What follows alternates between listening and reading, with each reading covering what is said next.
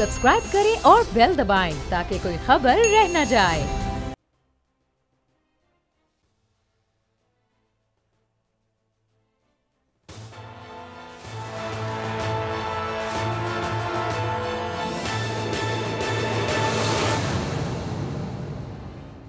अस्सलाम वालेकुम। प्रोग्राम तज्जिया, मैं हूँ अलीना इलियास और मेरे साथ मौजूद हैं समी इब्राहिम साहब, राना ताहिर साहब। लाहौर से हमारे साथ मौजूद होंगे बाबर डोगर साहब।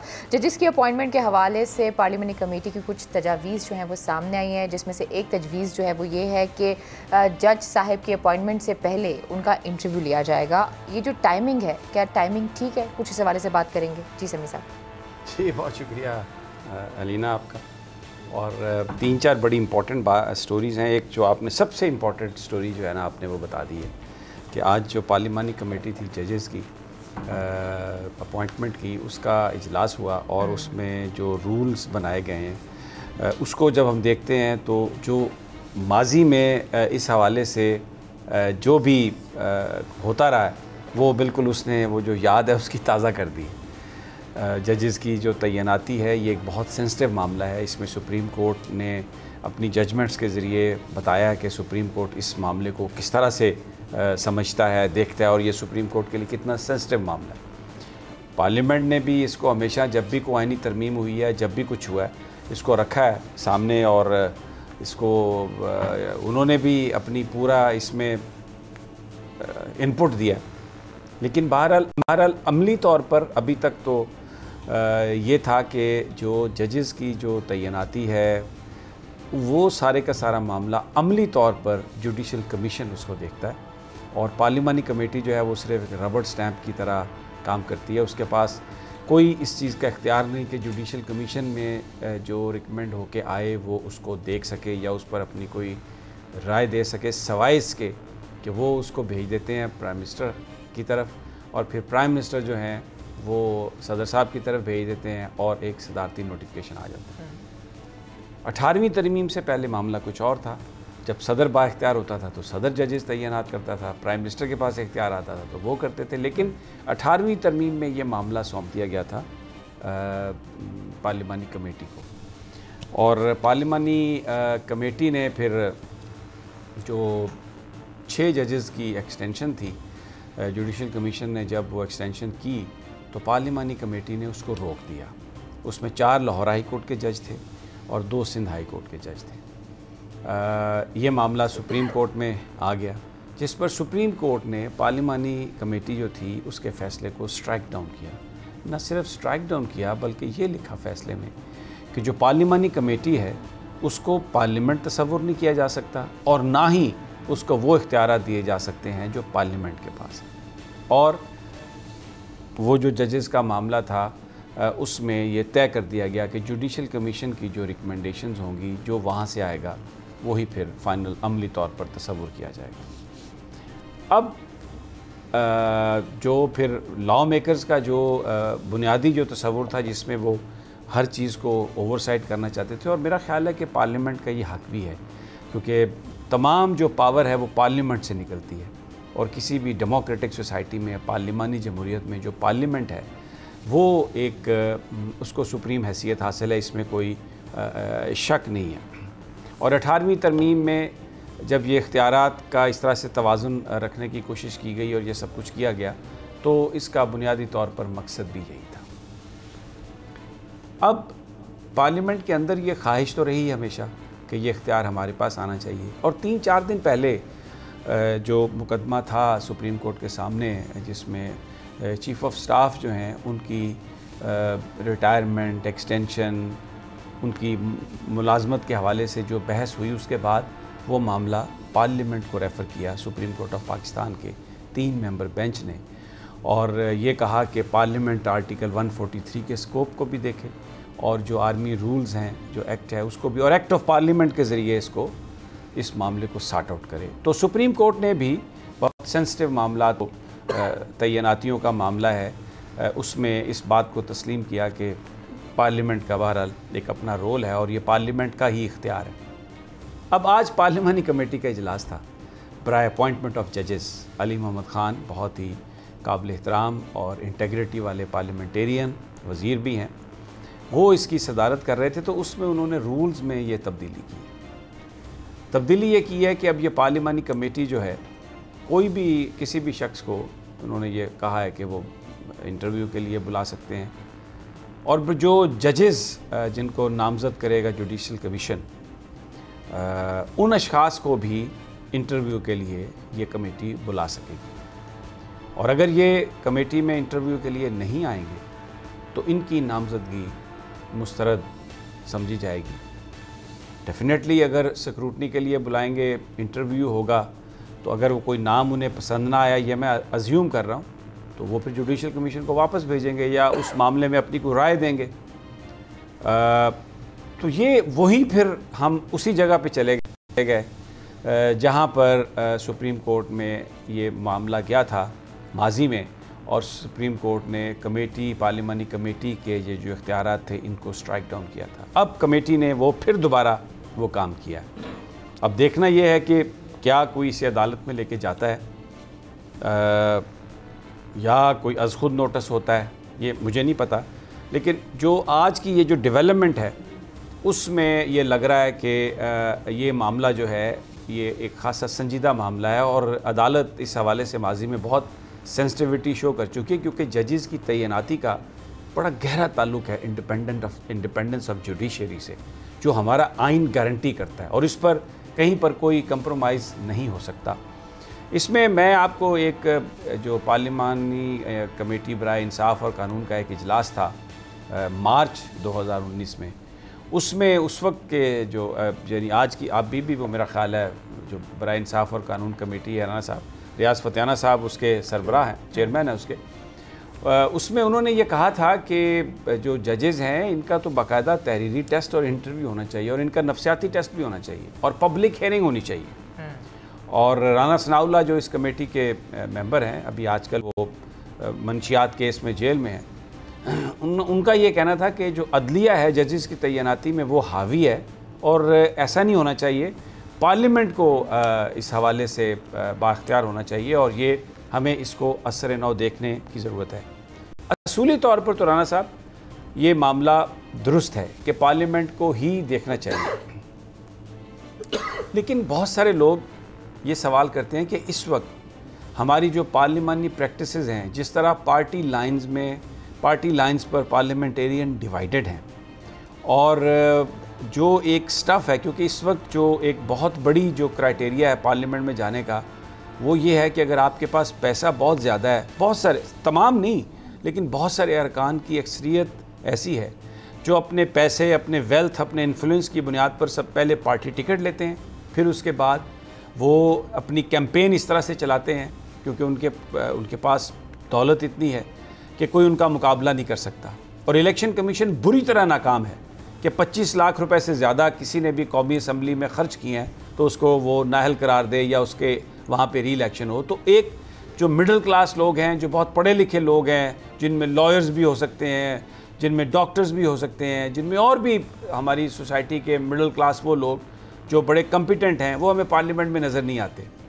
مختلف انٹرسٹ گروپس کے نمائندے یا بڑے بڑے بزنس مین، بڑے بڑے جاگیردار، بڑے بڑے پارلیمنٹیرین وہی ہیں، اور جو وہ معیار ہے ان کا، اس میں بہت سارے ابھی جیسے رانا ثناء اللہ صاحب خود منشیات کیس میں ہیں، اور وہ سچا ہے یا جھوٹا وہ تو عدالت فیصلہ کرے گی۔ مجھے یاد آتا ہے ابھی جب یہ پارلیمانی کمیٹی کا میں دیکھ رہا تھا، ٹکرز چل رہے تھے اور یہ خبر آئی کہ وہ اس کا فیصلہ کریں گے، تو مجھے وہ گنڈاپور صاحب جو بڑے بڑے بالوں والے، وہ مجھے ان کی شکل یاد آئی، وہ سڑک پہ دوڑ رہے تھے اور انہوں نے کہا کہ وہ میری بوتل سے تو شہد برآمد ہوا تھا۔ اب اگر یہ بھی ایک بڑا پرابلم ہے کہ یہ لوگ اگر انٹرویو کریں گے ہونے والے ججز کا تو بھی بڑا مسئلہ ہے۔ لیکن پھر میں یہ دیکھ رہا تھا کہ وہ ججز جو لاہور ہائی کورٹ کے ججز تھے 4، جن کی ایکسٹینشن روکی تھی پارلیمانی کمیٹی نے، ان میں ایک جج تھے محمد عرفان فرخ جو پاناما شہرت یافتہ جج تھے۔ اب اگر وہ اس وقت پارلیمانی کمیٹی نے وہ روکا تھا اور وہ رک گئے تھے، لیکن پھر وہ اختیار جوڈیشل کمیشن کے پاس تھا تو وہ جج بن گئے، اور پھر وہ رخصت بھی ہوئے، انہوں نے سپریم جوڈیشل کونسل میں ان کا کیس کیا اور وہ سارا معاملہ۔ تو یہ دونوں طرف کے آرگیومنٹ بڑے سٹرونگ ہیں، اور ہمارے تو سچی بات ہے پر جلتے ہیں، اس لیے کہ عدلیہ بھی ہمارے لیے بہت محترم ہے، بہت قابل احترام ہے، اور پارلیمنٹ جو ہے ایک اس پارلیمانی ڈیموکریسی میں وہ ایک سپریم ادارہ ہے، کوئی اس کی بالادستی کو نہیں کر سکتا۔ اور رانا صاحب آپ کی طرف میں آتا ہوں، لیکن میں اس پر آپ کا کمنٹ سے پہلے میں ناظرین کو یہ بتا دوں کہ بابر ڈوگر ہمارے ساتھ اس لیے ہیں کہ پنجاب میں اتنی تبدیلیاں آئی ہیں، ایسا لگتا ہے کہ جیسے چیف منسٹر صاحب جو ہے نا ان کو بہت بوجھ تلے دبا دیا گیا۔ وہ اس کی تفصیل ہم ان سے لیتے ہیں، لیکن پہلے یہ جو معاملہ ہے نا اس پہ میں چاہتا ہوں کہ آپ ذرا اپنی اوپینین دیں کہ یہ کس طرح، اور یہ بڑا سینسٹیو معاملہ ہے۔ جی سمیع صاحب، دیکھیں گزارش یہ ہے کہ یہ جو 18ویں ترمیم ہے یہ بھی عدالت نے نہیں کی تھی، کسی پارلیمنٹ نے کی تھی، اور آئین کی تشریح کا اختیار بہرحال عدالت کے پاس ہے۔ 18ویں ترمیم کے بعد یہ ججز اپوائنٹمنٹ کا جو معاملہ تھا، جوڈیشل کمیشن کے بعد پارلیمانی کمیٹی پرائم منسٹر پریزیڈنٹ سے ہوتا ہوا نوٹیفیکیشن تک جاتا۔ اب وہ جو بات آپ نے کی ہے کہ پارلیمانی کمیشن نے 6 ججز کی ایکسٹینشن روکی، انہوں نے جوڈیشل کمیشن کے اس فیصلے سے اختلاف کیا، اس کو چیلنج کیا گیا سپریم کورٹ میں، تو سپریم کورٹ کے 4 ججز پر مشتمل بینچ نے وہ پارلیمانی کمیٹی کی رائے جو تھی اس کو مسترد کر دیا اور کہا کہ نہیں، یہ جوڈیشل کمیشن کا فیصلہ فائنل ہے۔ تو سمیع صاحب دیکھیں، یہ بات تو بڑی خوبصورت لگتی ہے، آپ جائیں جمہوری ممالک میں، وہاں پہ جو بھی منتخب ایوان ہوتے ہیں، وہ امریکہ میں سینٹ ہو، برطانیہ میں ان کا دارالعوام ہو، دارالعمرہ ہو، جو بھی ادارے ہوتے ہیں ان کو بہرحال بالادست تسلیم کیا جاتا ہے۔ لیکن پھر آپ ان لوگوں کو بھی دیکھیں جو ان ایوانوں کے رکن بنتے ہیں، ان کے بھی اس طرح کے مسائل نہیں ہوتے جس طرح کے ہمارے ملک میں مسائل ہوتے ہیں۔ اب یہ جو آپ نے خود ہی مثال دی، اب یہ جو آج پارلیمانی کے، ایک تو یہ بات کلیئر ہے کہ یہ جو ججز کی اپوائنٹمنٹ کے سلسلے میں پارلیمانی کمیٹی رولز بنا رہی ہے، یہ کوئی آج کی سوچ نہیں ہے۔ جو آپ نے ابھی بتایا کہ مارچ 2019 میں بھی ریاض فتحانہ صاحب کی سربراہی میں ایک قائمہ کمیٹی کا اجلاس ہوا تھا جس میں اس پر غور کیا گیا اور تجاویز طلب کی گئیں، بار کونسلوں سے بھی تجاویز طلب کی گئیں۔ تو یہ جو صورتحال ہے، یہ کافی عرصے سے اس کا مطلب ہے کہ پارلیمانی کمیٹیاں اس پر غور کر رہی تھیں۔ اب سمیع صاحب، اگر آپ یہ دیکھیں کہ یہ جو پارلیمانی کمیٹی نے آج فیصلہ کیا ہے، اس کے بعد سب سے پہلا کام جو ہے وہ تازہ جو ہوا ہے وہ ہے اسلام آباد ہائی کورٹ کے ججز کی تعیناتی کے حوالے سے جوڈیشل کمیشن کی سفارشات، اور اس کمیٹی نے فیصلہ کیا ہے کہ وہ ان کو بلائیں گے انٹرویو انٹرویو کے لیے۔ تو اب 4 دسمبر کو کمیٹی کا دوبارہ اجلاس ہے۔ تو یہ ساری صورتحال جو ہے یہ کس طرف جا رہی ہے، اس سلسلے میں دیکھیں جذباتی ہو کر کوئی فیصلے نہیں کرنے چاہیے، قانون اور آئین کو بھی سامنے رکھنا چاہیے۔ اگر مقننہ یہ سمجھتی ہے کہ یہ طریقہ کار درست نہیں ہے جو 18ویں ترمیم میں اختیار کیا گیا، اور سپریم کورٹ نے اس کی تشریح کر دی کہ جی پارلیمانی کمیٹی یہ نہیں کر سکتی آئین کے تحت، انہوں نے لکھا کہ آئین کے تحت پارلیمانی کمیٹی کو یہ اختیار نہیں ہے کہ وہ جوڈیشل کمیشن کی سفارشات کو اس طرح رد کر سکے۔ تو اس کے بعد سمیع صاحب، اب پارلیمنٹ اگر سمجھتی ہے کہ وہ طریقہ کار درست نہیں ہے، وہ اس میں جیسے پہلے 18ویں ترمیم کے ذریعے انہوں نے ترمیم کی تھی، یہ اور ترمیم کر سکتے ہیں۔ سر مجھے یہ تو نہیں پتا طریقہ کار صحیح ہے یا نہیں ہے، لیکن امریکہ میں اگر کسی جج کی اپوائنٹمنٹ ہوتی ہے نا، تو اسکول سے جس دن وہ پہلے دن جاتا ہے نا، آخری جو اس کی ڈیزگنیشن ہوتی ہے وہاں تک اس کا انٹرویو ہوتا ہے، وہ پبلک انٹرویو ہوتا ہے۔ ریاض فتحانہ صاحب نے جو سجیشن دی ہے یا آنے والے دنوں میں جو ابھی بھی بات کی گئی ہے انٹرویو کے حوالے سے، مجھے ایسا لگتا ہے کہ اگر یہ چیزیں ہم اپنے سسٹم کا حصہ بناتے ہیں یا اپنے رولز کا یا آئین کا حصہ بناتے ہیں، تو اس طریقے سے جو ہم کل آرمی چیف کے حوالے سے بات کر رہے تھے نا کہ ہم ایک سسٹم کو واضح کر رہے ہیں، ہم رولز کو واضح کر رہے ہیں تاکہ آنے والے لوگوں کو کے لیے پریشانی نہ ہو، تو میرے خیال میں سسٹم کو مضبوط بنانے کے لیے اگر ہم سسٹم میں یہ چیزیں ایڈ کرتے ہیں تو میرا نہیں خیال کہ اس میں کوئی، مجھے ایسا لگتا ہے پازیٹیو۔ اچھا، اس میں 2 چیزیں ہیں۔ بابر ڈوگر، آپ بھی اگر چاہیں تو اس میں شرکت کر سکتے ہیں، آپ صرف کوئی پنجاب کے معاملات پر بات کرنے کے لیے نہیں بیٹھے، آپ بھی اس میں اپنی اگر رائے دینا چاہیں تو آپ دے سکتے ہیں۔ لیکن میں ایک بات کہوں گا، میں وہ ججمنٹ دیکھ رہا تھا جو سپریم کورٹ نے دی ہے، اس میں انہوں نے یہ نہیں لکھا کہ جو پارلیمنٹ کے اندر جو لوگ ہیں ان میں اتنی کیپیبلٹی نہیں ہے یا وہ لوگ کیپیبل نہیں ہیں، یہ نہیں لکھا۔ انہوں نے کہا کہ جو پارلیمانی کمیٹی ہے، ایک انہوں نے قانونی پوائنٹ جو ہے نا اس کو ایڈریس کیا کہ جو پارلیمانی کمیٹی ہے اس کو پارلیمنٹ کا اختیار ہم نہیں دے سکتے، اور ہم نہیں سمجھتے کہ وہ پارلیمان کا حصہ ہے۔ پارلیمنٹ سے مراد شاید پھر فلور آف دا ہاؤس لیا گیا ہوگا جس پر جو پروسیڈنگ ہے، یا مجھے نہیں پتا، لیکن جو اس کی انٹرپریٹیشن عدالت نے دی ہے اس میں وہ کمیٹی کو یہ کہنے کے لیے تیار نہیں۔ لیکن رانا صاحب، علینا کی بات تو درست ہے، لیکن اب آپ ایک بڑا سوال اٹھتا ہے، یہ بڑا ایک سینسٹیو معاملہ ہے. دیکھیں امریکہ میں اگر سینٹ میں ہیئرنگ ہوتی ہے ججز کی، تو وہاں پر آلریڈی جو سینٹ کے اندر جو لوگ آئے ہوتے ہیں وہ اتنے سکروٹنائز لوگ ہیں، ان کی اتنی سکروٹنی ہو چکی ہوتی ہے کہ بالکل ان کی جو انٹیگریٹی ہے اپنے لوگوں کے لیے، اپنے ملک کے لیے، وہ کویسچنیبل نہیں ہوتی. ہمارے ہاں سکروٹنی کا وہ نظام نہیں ہے. میں نے آپ سے کہا کہ الیکشن کمیشن جو ہے وہ جب پیپر نامینیشن فائل ہوتے ہیں تو اس میں وہ بالکل ان کی سکروٹنی نہیں صحیح ہوتی. بڑے بڑے لوگ جن پر بڑے بڑے چارجز ہیں، بڑے بڑے لوگ جو بڑے بڑے اثاثے چھپاتے ہیں، وہ پارلیمنٹ میں چلے جاتے ہیں. بلیک مارکیٹنگ سے انہوں نے مال بنایا ہوتا ہے، جائیدادیں چھپائی ہوتی ہیں، اور اس کے بعد وہ they get away with that, پھر وہاں پہ جاتے ہیں، پیسے اتنے خرچ کرتے ہیں، الیکشن کمیشن انہیں نہیں روک سکتا. تو وہ لوگ جو ہیں ان کو اگر آپ ججز اپوائنٹمنٹ کا اختیار دے دیتے ہیں تو اس پر بھی وہ بھی پروسیس ایسا تو نہیں ہے کہ جس سے ہم مطمئن ہو کے بیٹھ جائیں کہ وہ ٹھیک ہے. تو علینا کی بات اصولی طور پہ ٹھیک ہے، لیکن پریکٹیکلی اگر ہم دیکھتے ہیں تو جو سٹف قومی اسمبلی میں، یعنی یہ وہ لوگ ہیں جو ایک نااہل آدمی جس کو سپریم کورٹ نااہل قرار دے دے، اس کو پھر کہتے ہیں جی ہمارا یہ صدر ہے، ہم اس کو بنانے کے لیے تیار ہیں. اور یعنی وہاں پر جو پولیٹکس ہے پارلیمنٹ کے اندر، وہ اصول کی بنیاد ایسا انہوں نے قانون بنا کے رکھا ہوا ہے اس پارلیمنٹ میں کہ اگر آپ نو کانفیڈنس ووٹ اگر اپنی پارٹی کی مرضی کے خلاف دیتے ہیں تو آپ کی ممبرشپ کینسل ہو جاتی ہے.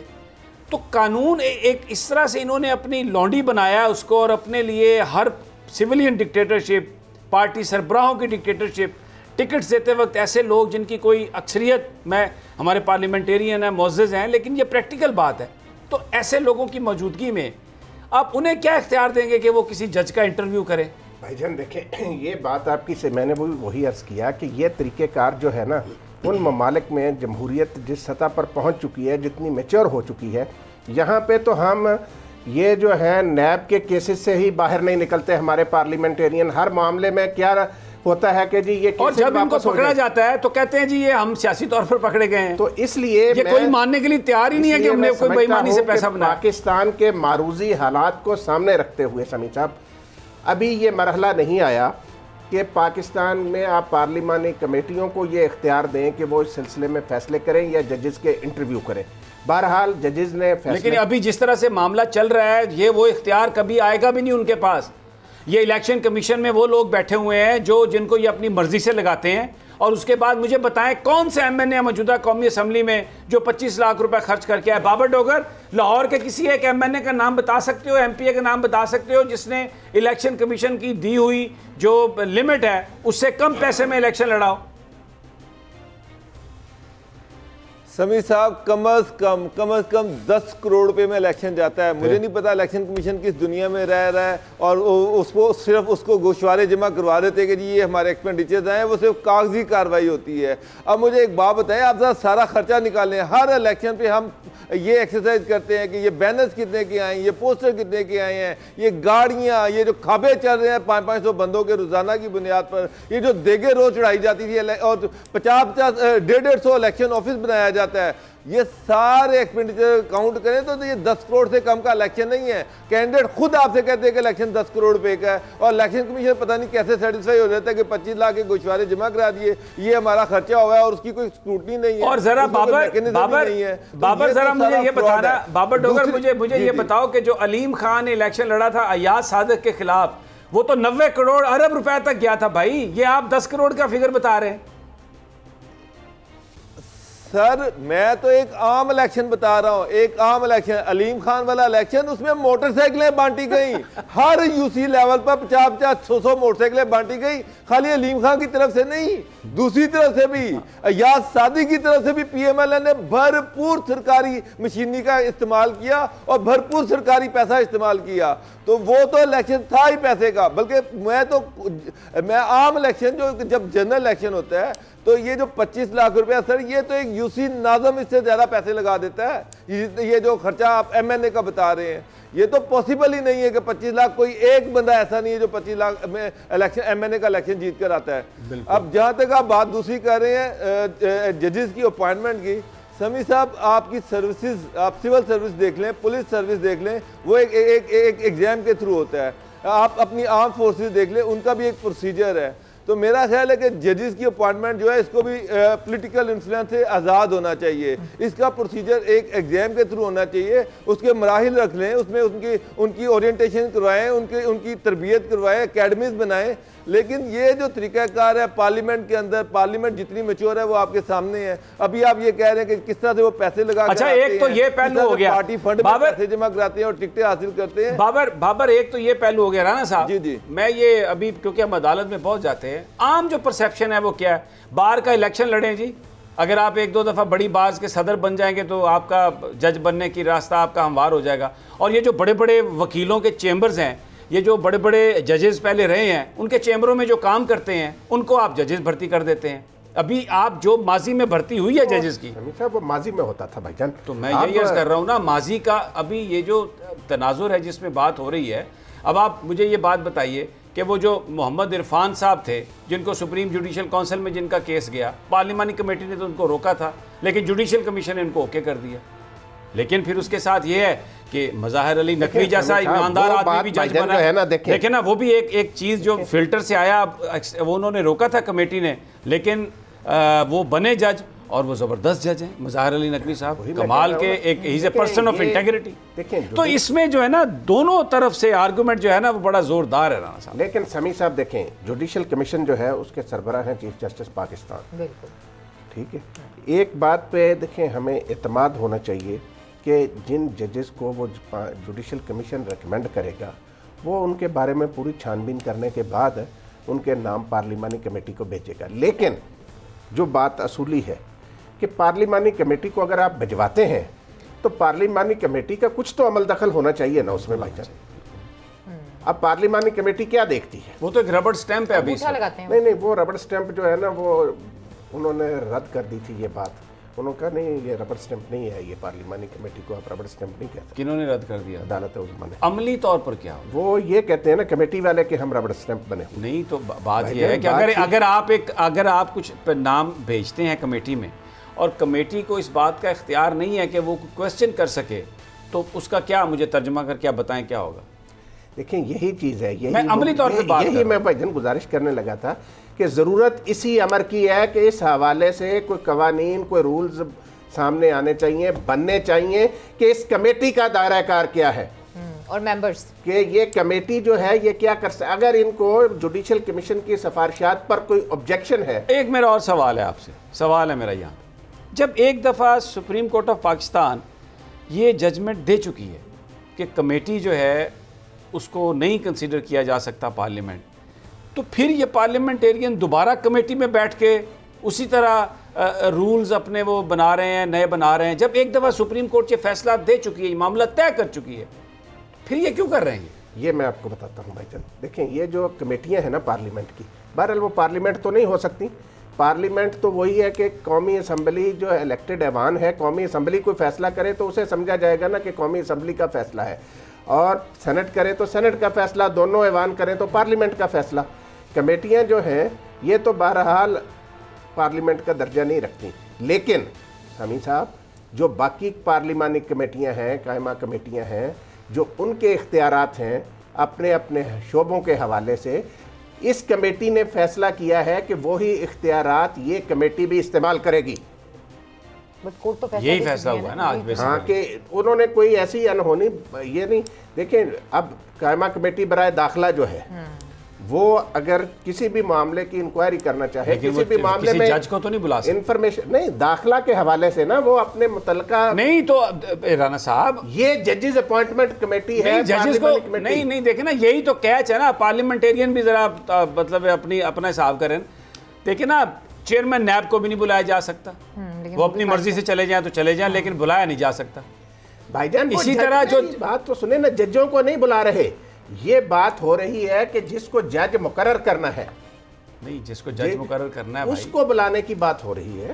ہاں یہ اس میں آپ کی بات صحیح ہے, اس میں آپ کا یہ پوائنٹ ٹھیک ہے. جو نام اچھا ویسے اس کا ایک اور بھی حل ہے, ایک سوال ہے میرے ذہن میں, وہ یہ ہے کہ جو یہ بات آپ کا پوائنٹ بالکل ٹھیک ہے, جوڈیشل کمیشن ہے, اگر وہاں پہ جب انٹرویوز ہوتے ہیں ججز کے, اگر انہی انٹرویوز کو ہم لائیو دکھا دیں تو ہمیں یہ جو ہم کہہ رہے ہیں کہ پارلیمنٹری کمیٹی کے پاس جائیں گے, باقیوں کے لائیو آتے ہیں, ججز کے کیوں لائیو ہیں سر؟ کیوں نہیں آتے, باہر تو آتے ہیں نا, باہر نہیں, پاکستان کی بات کریں نا. سو ہمیں صرف ایکچولی تو ڈیولپمنٹ کی طرف جانی ہے نا, ادھر ہی تو نہیں نا स्टिक होकर बैठे हैं। खैर जी, प्रोग्राम में आपको एक छोटी सी ब्रेक का, जब ब्रेक से वापस आएंगे भी बात करेंगे। Stay with us.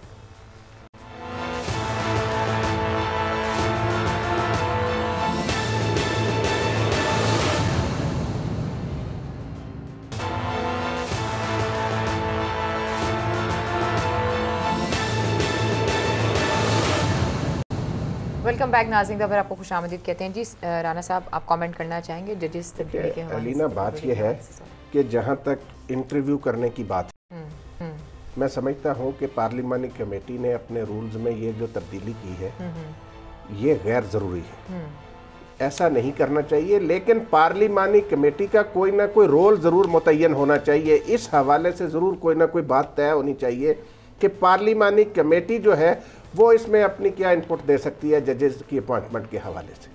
ठीक, सही है जी। अच्छा जी, अब बाबर डोगर साहब की तरफ चलते हैं, लेकिन उससे पहले अभी जो लेटेस्ट आया है कि वो वाकई ऐसा लग रहा है कि प्राइम मिनिस्टर तब्दीलियां कर रहे हैं कि इंतहाई बेबाक, दयानतदार और ज़ोरदार ऑफिसर वाजिद ज़िया भाईजान DG/FIA बना दिए गए।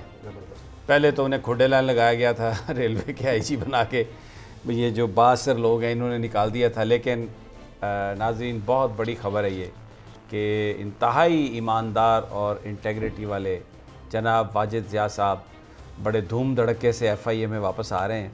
वाइट कॉलर क्राइम, और प्राइम मिनिस्टर ने ये कहा था हर मिलने वाले से कि ये 2 हफ्तों में मैं ये आप काम करने लगा हूँ कि पंजाबी में जैसे कहते हैं ना, मैं फटियाँ पन देंगा, तो वो फटियाँ पननी शुरू हो गई हैं। और पंजाब में जिस तरह से तबादले किए हैं, ये बाबर डोगर साहब ने मुझे पहले ही बता दिया था। आज़म सलमान साहब एक जो रिटायर्ड सेक्रेटरी दाखिला थे, बहुत इंटेग्रिटी वाले ऑफिसर हैं, और ये वो वाहिद रिटायर्ड नहीं थे, नहीं वो रिटायर्ड नहीं थे, मेजर रिटायर्ड हैं, वो मेजर रिटायर्ड आज़म सलमान सेक्रेटरी दाखिला और हाजिर सर्विस सेक्रेटरी दाखिला, लेकिन फ़ौज से रिटायर्ड थे, तो वो लगे हैं आके अब चीफ सेक्रेटरी। लेकिन ये जब वो जो पंजाब में चंद करप्ट लोगों को पकड़ा गया था, तो फिर ब्यूरोक्रेसी ने एक हड़ताल करने की कोशिश की थी, तो उसमें जिन लोगों ने मज़ाहमत की थी और असूल के लिए खड़े हुए थे, आज़म सलमान साहब उसको लीड कर रहे थे और बड़े ज़बरदस्त आदमी हैं वो चीफ सेक्रेटरी। इसी तरह जो पुलिस के IG लगे हैं शुएब दस्तगीर, वो भी इस तरह के आदमी हैं जो लोग बताते हैं कि अब बहुत मुश्किल होगा अपनी मर्ज़ी की कोई ट्रांसफ़र करवाना। ये पहले तो MPS ने एक मजाक बनाया हुआ था कि चलो है नाल 2 गंडेरियाँ लइए और नाल जाके SHO तब्दील कराइए, एक इस तरह का काम हो रहा था। तो बाबर डोगर जो वहाँ पर अब तब्दीलियाँ आई हैं, जिस तरह ऑफिसर्स को लगाया जा रहा है, commissioner change, deputy commissioner change, ये क्या हो रहा है और ये कौन लोग आ रहे हैं, क्या मेरिट क्या बनाया गया है, क्या को पहले होमवर्क कर लिया गया था, या अब ये जो नए जो IG हैं और नए चीफ सेक्रेटरी हैं वो ये तबादले कर रहे हैं? समी साहब, आज से 2 महीने पहले प्राइम मिनिस्टर सेक्रेटरीट ने एक एक्सरसाइज स्टार्ट की थी। पंजाब में जो ग्रेड 19 से 22 तक के जितने भी अफसरान थे, उन्होंने 3 मुख्तलिफ एजेंसी से हर एक के बारे में रिपोर्ट्स तलब की गई थी, और वो 2 महीने से ये एक्सरसाइज जारी थी। हर अफसर के साथ उसकी रिपोर्ट जो थी वो लब की गई, उसकी परफॉर्मेंस एवेल्यूएशन की गई। उसके बाद रिसेंटली जब इमरान खान की चीफ मिनिस्टर उस्मान बुज़दार से मुलाकात हुई, तो उसके बाद उनसे कहा गया कि अब आप जाके प्रिंसिपल सेक्रेटरी से मिलें, और वहाँ पर जो चीफ सेक्रेटरी जिनको तैनात किए जाना था उनको भी साथ बैठाया गया। तो अब जो तबादले हुए हैं, इसमें लग रहा है कि चीफ मिनिस्टर पंजाब जो है उनको तो बिल्कुल कॉर्नर कर दिया गया है। इवन उनके प्रिंसिपल सेक्रेटरी जो डॉक्टर शुएब थे उनको भी चेंज कर दिया गया। उनके करीब जितने भी लोग थे सभी को फेडरल गवर्नमेंट में सरेंडर कर दिया गया है। मतलब ताहिर खुर्शीद जो थे वो उनके करीब थे, जब डॉक्टर शुएब बाहर गए तो उनको एडिशनल चार्ज दिया गया प्रिंसिपल सेक्रेटरी का। उनके मामू सरदार एजाज जो थे एडिशनल चीफ सेक्रेटरी थे, उनको भी सरेंडर कर दिया गया। आसिफ बिलाल लोधी जो थे वो उनके PSO थे, उनको भी सरेंडर कर दिया गया है। और पंजाब में जो ब्यूरोक्रेसी, जो ऑफिसर्स को तैनात किया गया है, चाहे कमिश्नर लाहौर है, चाहे चेयरमैन PND है, चाहे एडिशनल चीफ सेक्रेटरी है, चाहे होम सेक्रेटरी है, ये सारी एक्सक्लूसिवली जो टीम है, ये मेजर जो है उनकी अपनी टीम है। ये चीफ सेक्रेटरी जो है उनकी अपनी टीम है। ये 10 साल वो पंजाब में रहे हैं, मुख्तलिफ पोस्टों पे रहे हैं, पंजाब के मिजाज को जानते हैं, ऑफिसर्स को जानते हैं, और लग रहा है कि ये जो लोग हैं ये प्योरली मेरिट पर लगाए गए हैं, ना किसी कोई पॉलिटिकल अपॉइंटमेंट इसमें नहीं है। अच्छा, जितने भी ऑफिसर्स को अच्छा, मैं जानता हूं, ये बताइए, मैं 10-15 साल से जानता हूं, कुछ بابر یہ بتائیے پھر جو ایک منڈی کھلی ہوئی تھی وہاں پہ ٹرانسفرز اور پوسٹنگ، یعنی اداروں میں پابندی تھی، بین تھا، لیکن ٹرانسفر اور پوسٹنگز ہو رہے تھے اور اس میں مال بنایا جا رہا تھا اور بے پناہ ایک کرپشن کی شکایات تھی. اب یہ جو سیٹ اپ بننے جا رہا ہے پتہ تو بعد میں چلے گا کیا ہوتا ہے، لیکن کچھ امید رکھ سکتے ہیں کہ بہتری آئے گی؟ سمیع صاحب اس سے پہلے دیکھیں یوسف نسیم کھوکھر چیف سیکریٹری تھے، ان کے بارے میں یہ کہا جاتا تھا کہ وہ چودھریوں کے بہت قریب ہیں، کیونکہ چودھری کے وہ یوسف نسیم کھوکھر جب چودھری پریلئی وزیر اعلیٰ تھے تو یہ ان کے سیکریٹری رہ چکے تھے. عثمان بزدار کے بھی وہ قریب تھے، جہانگیر ترین کے بھی بہت قریب تھے. تو ایسے لگ رہا تھا جیسے پنجاب پرچیوں پر چل رہا ہے، ہر ایک کی اپنی پرچی آتی تھی اور اس کی پرچی کے مطابق جو تھا وہ کام ہو جاتا تھا. ڈیلیوری نہیں تھی، گورننس نہیں تھی، اور پرائم منسٹر سیکریٹریٹ میں اس پہ کنسرن بڑھ رہے تھے. جو وہاں پر اوپر لوگ بیٹھے ہوئے ہیں ان کے کنسرن بڑھ رہے تھے. ایجنسیز کی جو رپورٹس آ رہی تھی وہ بڑی نیگیٹو رپورٹ تھیں. اب جو اپائنٹمنٹس کی گئی ہیں یہ خالصتاً جو چیف سیکریٹری ہیں ان کو فری ہینڈ دیا گیا، آئی جی کو فری ہینڈ دیا گیا کہ بھئی اپنی ٹیم خود بناؤ، میرٹ پہ بناؤ، کوئی پولیٹیکل انفلوئنس نہیں ہوگا، لیکن رزلٹ تم سے لینے ہیں.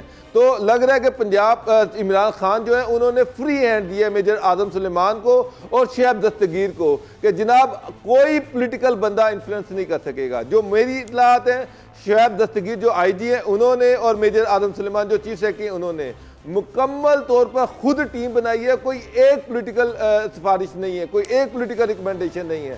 سی ایم آفس کو بالکل سائڈ پر کر کے مائنس کر کے یہ ساری تعیناتیاں کی گئی ہیں. تو تعیناتیاں بالکل میرٹ پر ہیں اور مجھے لگ رہا ہے کہ جو لوگ لگائے گئے ہیں جو چاہے وہ چیف سیکریٹری ہیں، چاہے وہ ہوم سیکریٹری ہیں، چاہے ایڈیشنل چیف سیکریٹری ہیں، چاہے کمشنر لاہور ہیں، چاہے principal secretary to C M ہیں، یہ کوئی پریشر لینے والے نہیں ہیں، یہ کوئی پولیٹیکلی پریشر لینے والے نہیں ہیں. یہ ٹرانسفر ہو جائیں گے لیکن پولیٹیکل پریشر نہیں لیں گے. تو میرٹ پہ لگائے گئے ہیں. میرا خیال ہے کہ عمران خان یہ چاہ رہے ہیں کہ اب جو بیوروکریسی سامنے آئے وہ بالکل سخت ہو اور یہ جو پولیٹیکل اکوموڈیشنز ہیں یہ ختم کی جائیں اور میرٹ پر گورننس کو بہتر کیا جائے. تو یہ جو آج جو ٹرانسفر پوسٹنگ ہوئی ہیں، جو کمشنرز 32 ڈپٹی کمشنر چینج ہوئے ہیں، 8 ڈویژن کے کمشنرز کو چینج کر دیا گیا ہے، اور وہ لوگ جو لگائے گئے ہیں ان کی ریپوٹیشن جو ہے وہ یہی ہے کہ وہ پولیٹیکلی انفلوئنس نہیں ہو سکتے، وہ کرپٹ نہیں ہے. تو لگ رہا ہے کہ عمران خان یہ چاہ رہے ہیں کہ اب گورننس کا جو معاملہ ہے اس کو بہتر کیا جائے، سختی کی جائے اور جو میرٹ پہ تعیناتیاں وہی کی جائیں تاکہ گورننس بہتر ہو سکے. اچھا دوسرا بابر، کل پرائم منسٹر بھی لاہور میں آ رہے ہیں اور کابینہ میں جو تبدیلیاں جو ریشفلنگ ہے توقع یہ کی جا رہی ہے کہ کل اس حوالے سے کچھ اقدامات ہوں گے، پورٹ فولیوز چینج ہوں گے. اور وہ جو ایک معاملہ تھا جس میں نواز شریف صاحب جو ہیں وہ ایک ایسے بیمار بن کے گئے ہیں کہ جب پاکستان میں تو ایسا لگتا تھا کہ شاید اللہ تعالیٰ معاف کرے کہیں کل ان کی روح پرواز نہ کر جائے، اور وہاں پہ وہ گئے ہیں تو ماشاءاللہ وہ آکسفورڈ اسٹریٹ پر گھومتے پھرتے نظر آ رہے ہیں. ایسی ہوا پڑی ہے لندن کی کہ ماشاءاللہ صحت یاب ہو گئے ہیں. اور آج تو یہ پتہ چلا کہ ان کا جو ہاسپٹل ہے وہ لندن برج کے پاس تھا، تو وہ وہاں پر فائرنگ ہوئی ہے، لندن برج بند ہوا ہے، تو وہ واپس چلے گئے ہیں. وہاں پر انہوں نے پھر وہ اپنا وہ ٹیسٹ ویسٹ آج جو چیک اپ ہونا تھا وہ نہیں ہوا، بلکہ ایک منچلا مجھے ابھی کال کر رہا تھا کہ یہ بھی چیک کرنے کی ضرورت ہے کہ کہیں وہ اسی لیے تو فائرنگ نہیں ہوئی وہاں پہ کہ نواز شریف صاحب آ رہے تھے. ایک منچلے کی بات ہے یہ. تو اب یہ کل کچھ پولیٹیکل تبدیلیاں بھی آپ فورسی کر رہے ہیں پنجاب میں؟ سمیع صاحب پولیٹیکل تبدیلیاں اس طرح سے تو نہیں ہیں جس طرح سے بیوروکریٹک ریشفل کیا گیا ہے. اتنے بڑے پیمانے پر پولیٹیکل چینجز نہیں آئیں گی. کیبنٹ میں تھوڑی بہت اکوموڈیشنز کی جائیں گی. اس میں علیم خان صاحب جو ہیں دیکھیں وہ سینئر منسٹر تھے اور لوکل گورنمنٹ کے منسٹر رہے ہیں. لوکل گورنمنٹ کا چارج ابھی بھی چیف منسٹر نے اپنے پاس رکھا ہوا ہے، منسٹر کوئی نہیں ہے. اور شنید یہی کہ علیم خان بھی کوشش کریں گے کسی طرح سے وہ واپس اس عہدے پر آ جائیں. اسی طرح سے جو فیاض الحسن چوہان جو ہیں وہ بہت زیادہ ایفرٹ کر رہے ہیں کہ ان کو انفارمیشن مل جائے، کیونکہ انفارمیشن کا جو ایڈیشنل چارج ہے وہ میاں اسلم اقبال کے پاس ہے، اور وہ فیاض الحسن چوہان یہ چاہتے ہیں کہ ان کو وہاں پر اکوموڈیٹ کیا جائے. اسی طرح سے ایک اور جنگلات کا محکمہ خالی ہے، اور جنگلات کے جو منسٹر تھے مجھے ان کا نام ذہن سے میں نہیں آ رہا، جو نیب نے جن کو پکڑا تھا اب وہ بھی نیب سے رہائی پا چکے ہیں اور وہ بھی کوشش کریں گے جنگلات میں وہ واپس آ جائیں. تو ڈاکٹر یاسمین راشد کے حوالے سے عمران خان خاصے ناراض ہیں، تو یہ بھی ہو سکتا ہے کہ ان کو بھی ریپلیس کر دیا جائے، چینج کر دیا جائے. لیکن اس سے زیادہ چینجز مجھے نظر نہیں آ رہی ہیں. 5-6 پورٹ فولیوز ہیں. اچھا مونس یہ بتائیے بابر یہ پنجاب میں ایک خبر چل رہی تھی کہ پہلے شاید مونس الہی صاحب کو کچھ سینئر ایڈوائزر بنائے جانے کا امکان ہے، وہ صرف کیا سرائیاں ہیں یا اس حوالے سے کوئی عملی آپ نے کہیں کچھ سنی ہے بات کہ اس پر بھی غور ہو رہا ہے یا ایسا ہو سکتا ہے؟ سمیع صاحب میں نے پتہ بھی کیا ہے لیکن ابھی اس پہ تو کوئی خاص ڈیولپمنٹ نہیں ہو رہی ہے. میری اطلاعات کے مطابق تو ایسی ابھی کوئی سوچ نہیں ہے، کوئی ایسی انفارمیشن جو کہ مونس الہی جو ہیں ان کو سینئر ایڈوائزر بنایا جائے گا یا پنجاب میں اس طرح سے اکوموڈیٹ کیا جائے گا، ابھی تک میرے پاس تو اس طرح کی کوئی اطلاع نہیں ہے. ٹھیک ہے رانا صاحب. لیکن یہ ہے کہ کچھ منسٹر ایسے ہیں جن کو اکوموڈیٹ کیا جائے گا، ایڈجسٹ کیا جائے گا، لیکن کوئی بہت بڑے پیمانے پر ری شفل نہیں کیا جائے گا جس طرح سے بیوروکریٹک ری شفل کیا گیا. ٹھیک ہے، بڑا پیمانے پہ نہیں ہوگا. رانا صاحب، شہباز شریف صاحب کی درخواست جو نیب نے ان کی ضمانت کے خلاف دی ہے، سپریم کورٹ نے اس کو فکس کر لیا، تو یہاں پر تو نہیں ہے، لیکن جو میں نے جو پتہ کیا ہے قانون سمجھنے والے لوگوں سے، ان کا یہ خیال ہے کہ ضمانت کے جو کینسلیشن کی جو نیب نے درخواست دی ہے اس میں کچھ زیادہ جوس نہیں ہے. دیکھیں سمیع صاحب، یہ تو فیصلہ عدالت عظمی ہی کرے گی کہ وہ ان کی درخواست جو ہے وہ میرٹ پر ہے یا نہیں ہے. لیکن نیب نے اپنے تو یہ کافی عرصہ پہلے نیب نے ایک درخواست دی تھی. اب شہباز شریف صاحب تو ملک میں ہے نہیں، ظاہر ان کی طرف سے ان کا وکیل پیش ہوگا اور عدالت عظمی کیا دونوں طرف کے دلائل سننے کے بعد پہلے ان کی ہائی کورٹ سے ضمانت ہو چکی ہوئی ہے اور اس کے خلاف نیب والے گئے ہیں سپریم کورٹ میں. تو میں نہیں سمجھتا کہ اپنا اس پہ نیب تو اپنا زور لگائے گا پورا. اب دیکھیں آپ کے بڑے پیارے دوست ہیں مولانا فضل الرحمان، آپ مچھی بھی کھا کے آئے تھے کالا باغ وہاں پر ریسٹ ہاؤس میں ان سے، تو یہ بتائیے کہ اب وہ ان کا پلان سی وہ کہتے ہیں بڑا کامیاب ہے، یہ کون سا پلان سی کامیاب؟ مولانا فضل الرحمان صاحب جو ہے نا وہ درویش آدمی ہے، انہوں نے خام خواہ ان کو اتنا بڑا مسئلہ بنا دیا. وہ بیچارے کسی بھی نہ طریقے سے، لیکن ایک جو مولانا مہنگائی کے حوالے سے مولانا کے ساتھ سب سے بڑا ظلم یہ ہے، مہنگائی کب نہیں تھی بھائی جان؟ اس دور میں مہنگائی نہیں ہوئی. ابھی آپ نکال لیں تقریریں بھٹو صاحب کی، ابھی آپ نکال لیں جنیجو صاحب کے دور کی تقریریں، ابھی آپ یوسف رضا گیلانی کے دور کی نکال لیں، نواز شریف کے دور کی، نواز شریف کی اپنی تقریریں نکال لیں. یہ چیز جو ہے نا، دیکھیں یہ بھٹو صاحب نے صحیح کہا تھا لیاقت باغ میں جلسے تھے کہ یہ پوری دنیا کا مسئلہ ہے مہنگائی، یہ کوئی یہاں کا مسئلہ نہیں ہے.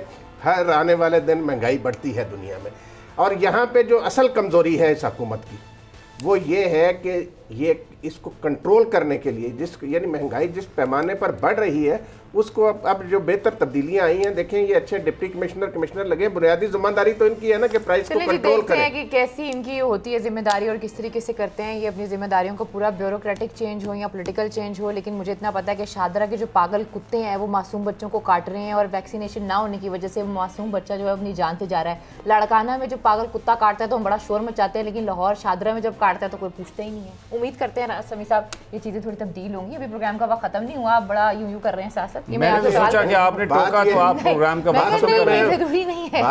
بات یہ ہم اچانک آپ نے ایسی انٹری ڈالی ہے، لیکن آپ ہمیں چکمہ دینے میں کامیاب ہو گئی. مجھے سمجھ نہیں آتی تو پھر میں نے انٹری ڈال ہی دیتی ہوں. آج کی سب سے بڑی خبر جو ہے نا وہ یہ ہے جو ہم پہلے ڈسکس کر رہے تھے، واجد ضیاء صاحب کو ڈی جی ایف آئی اے تعینات کرنا. کمال ہے. چلیں دیکھیں بڑے کیسز ہیں، بڑے بابا آپ کہیں گے ٹائم ختم ہو گیا.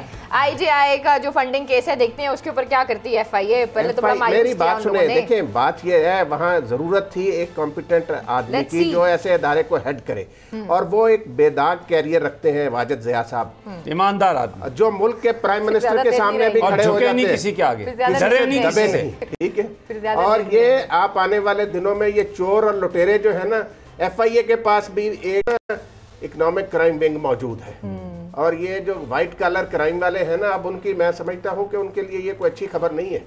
جو وائٹ کالر پاکستان کے لیے اچھی خبر ہے، پاکستان کے لوگوں کے لیے اچھی خبر ہے. جو لوگ لوٹ مار کرتے ہیں، واجد ضیاء کی وہاں پر موجودگی جو ہے نا وہ اس بات کو انشور کرے گی کہ انویسٹیگیشن ٹھیک ہو اور کسی معصوم آدمی کی. یہ آپ کو پتہ ہی ایف آئی اے کیا کرتے ہیں، یہ لوگوں کو اغوا کر کے لے جاتے ہیں، رکھتے ہیں اپنے دفتروں میں، پیسے وصول کرتے ہیں. خاص طور پر یہ جو ہیومن سمگلنگ ہے، یہ خود بڑے ان کے اندر بڑے سمگلر ہیں. تو ایف آئی اے کی صفائی کی ضرورت ہے. बने थे ना तो यही कहा गया था FIA की सफाई की जरूरत है, बड़ी अच्छी खबर है। और अब वो कटर लेके आ गए हैं, उसके द बाद ब्लेड। अच्छी खबर नहीं रही। इमरान खान ने देखे 1 साल इंतजार के बाद फैसले शुरू किए हैं। वाजिद ज़िया साहब जो हैं वो सरबराह बने हैं, उनकी इंटेग्रिटी पे तो हम कोई सवाल नहीं करेंगे बिकॉज वो सबको पता है कि वो कैसे हैं, लेकिन बाकी जो उनके इर्द गिर्द लोग हैं देखिए उनको काम करने देते हैं या नहीं करने देते।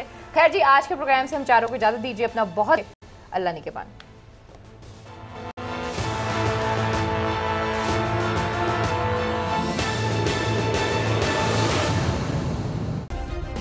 सब्सक्राइब करें और बेल दबाएं ताकि कोई खबर रह न जाए।